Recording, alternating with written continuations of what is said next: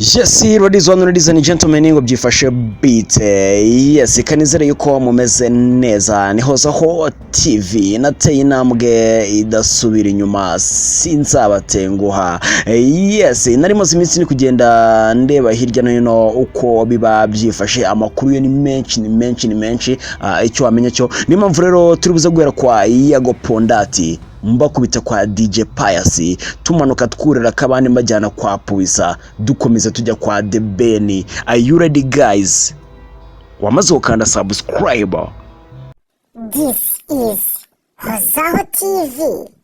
Yes, bamwita Yago Pondati mu magambo akomeye, mu magambo akakaye, mu magambo arimo ubusesenguzi bwinshi bugiye butandukanye. Abije kuri Instagram yiwe Yago Pondati yagize ati akazu kanyu kamaze gusenyuka mu izina rya Yesu. Umusozi wanyu wamaze kugwa, ndavuga abahuriye mu bugambanyi bise showbiz, gutwika, pranka n'ibindi. Big energy, stand up. Aho nzajya hose muzakomeza kubona good vibes only, kandi tuzabamena big time, aba big energy sinzabatenguha. Oh my god, iyi ni inyandiko Yago yakoze ayinyuza kuri Instagram yiwe ari kugenda abwira abafana biwe, by'umwihariko gusa nta mwanya munini uciyemo yongeye ahita arekura indi nyuma masaha abiri amaze kwandika iyo ngiyo. Yago nanone yagize ati big energy, stand up, ukuri kugomba gutsinda. Umuntu atotezwa imyaka 4 n'abantu bamwe, abandi bakabakomera amashyi. Undi yavuga 1 week bagashya ubwoba, ibikuba bigacika. Mwanoteje imyaka 4 yose, isi yose iranyanga, mumbeshyera kubera ubwoba bwanyu no gushaka kwikubira. Stop. Big energy, stand up, Yago Pondati. Hanyuma nanone Yago aza gushyira hanze indi baruwa noneho A1. Iyi ngiyo noneho nimwambutsa igihugu, nanjye nari inyuma y'amarido banyitaho zaho, nateye intambwe idasubira inyuma. Yago Pondati yagize gutya, yatangaza nanone ibintu bikomeye ati ibaruwa ngufi ifunguye. Rwanda nkunda nkuhunze na kwanga, ahubwo munze agatsiko kabashatse kunyica mu myaka 4 ishize. Nkataka ariko ntawanyumvise numwe, umutima wanjye urababaye cyane, ariko numamagara nzitaba, kuko data yaragukoreye, mama arakubyarira. Uganda, welcome me please. Iyo niyo navuga yuko ariyo Yago agenda gatangaza, yanatunguye benshi. Abantu bari kwibaza ese Yago agiye mu Uganda. Yago rero agenda gavuga uti ngewe mvuye mu Rwanda, ngiye Uganda, nongeye gukomereza aba big energy, tuzakomeze kubana kandi aho nzahagirira vibe nziza cyane. Bidatinze rero DJ Pius nawe yese agira gutya, asohora nawe inyandiko itangaje yanatunguye benshi.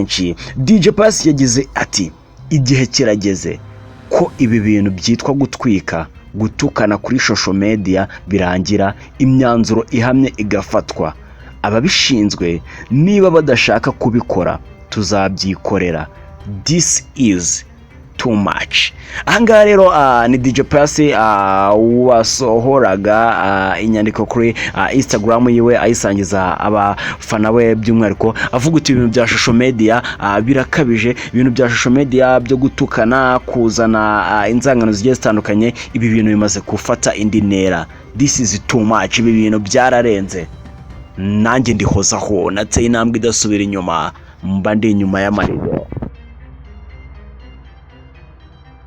Yes, reka dukomereze rero kwa Gitego Puisa, mumenyereye mu filime agiye atandukanye, by'umwihariko Nyakso, aho bagenda akina na Nyakso. Abinyujije ku rubuga rwe rwa Instagram rero ari mu byishimo bikomeye cyane, kubera yuko umugore wiwe agiye kwibaruka, bagiye kubona umwana. Gitego Puisa rero yanditse ati ni umugisha kubagira mwembi mu Rwanda, ninjye muntu wahiriwe. ati ninjye muntu wahiriwe kubagira mwembi mu Rwanda nako bisa, ndagukunda, love you so much.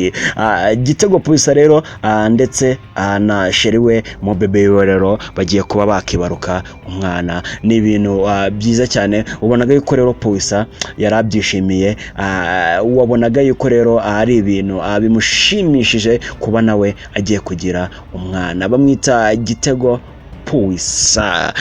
Yes, ndakubwira ko rero indirimbo ya The Ben ndaza no gufata umwanya nkaza kugenda mbigarukaho, muzagenda mubikurikira 5 kuri 5. Indirimbo ya The Ben ndetse na Element ndetse na Kevin Kade yamaze gukorwa kuri YouTube, irezwe kubera copyright. Ngo byagenze bite rero?